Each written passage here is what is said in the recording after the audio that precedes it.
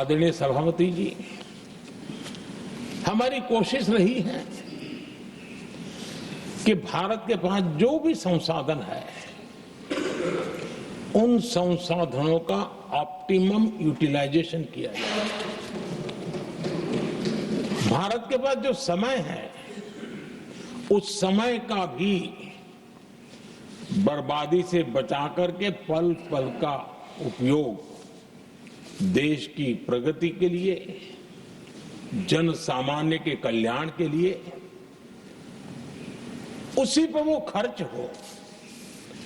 और इसलिए हमने एक अप्रोच अपनाया, सैचुरेशन का अप्रोच।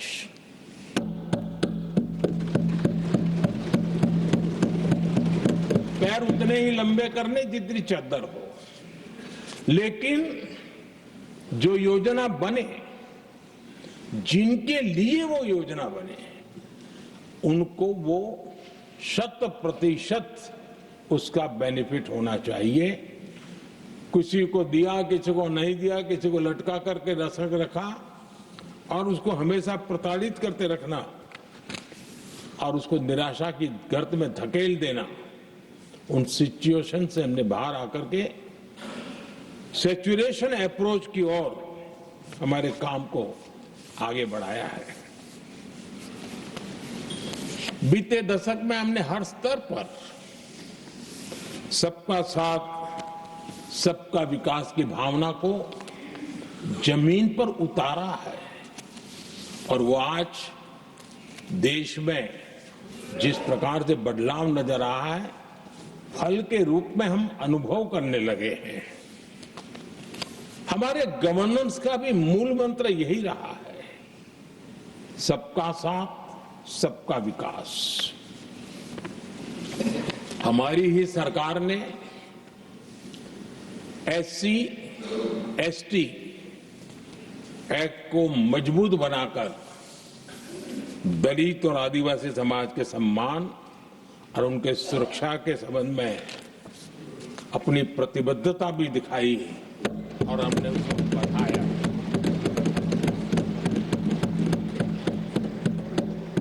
आदरणीय सभापति जी, आज जातिवाद का जहर फैलाने के लिए भरपूर प्रयास हो रहा है, लेकिन 3 दशक तक दोनों सदन के ओबीसी एमपीज और सभी दलों के ओबीसी एमपीज सरकारों से मांग करते रहे थे कि ओबीसी आयोग को संवैधानिक दर्जा दिया जाए। ठुकरा दिया गया, इनकार किया गया, क्योंकि शायद उस समय उनकी राजनीति को ये सूट नहीं करता होगा, क्योंकि तुष्टीकरण की राजनीति के और फैमिली फर्स्ट की राजनीति में जब वो बैठेगा तब तक वो चर्चा तक के हित में भी नहीं आता है। आदरणीय सभापति जी, ये मेरा सौभाग्य है कि हम सब ने मिलकर के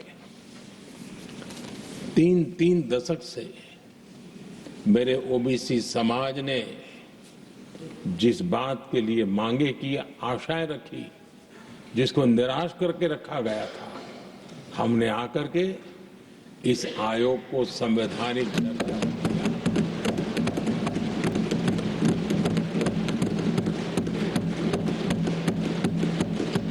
और हमने सिर्फ उनकी मांग पूरी की इतना नहीं, हमारे लिए उनका मान सम्मान भी उतना ही महत्वपूर्ण है, क्योंकि देश के 140 करोड़ देशवासियों को हम जनता जनार्दन के रूप में पूजने वाले लोग हैं।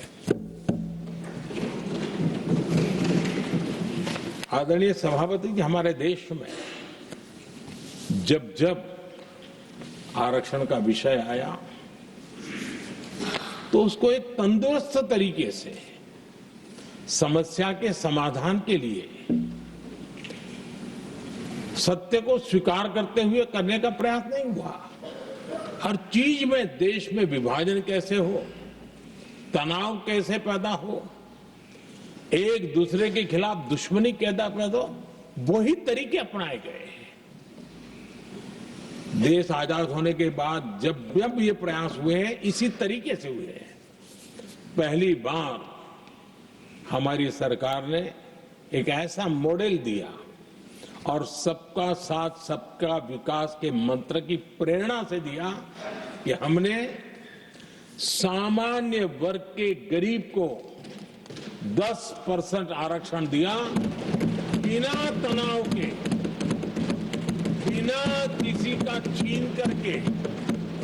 और जब ये निर्णय किया तो एससी समुदाय ने भी उसको स्वागत किया, एसटी समुदाय ने भी स्वागत किया, ओबीसी समुदाय ने भी स्वागत किया।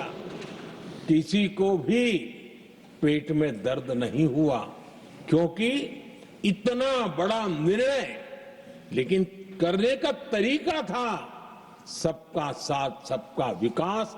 और तब जाकर के बहुत ही स्वस्थ शांत तरीके से पूरे राष्ट्र ने इस बात को स्वीकार किया।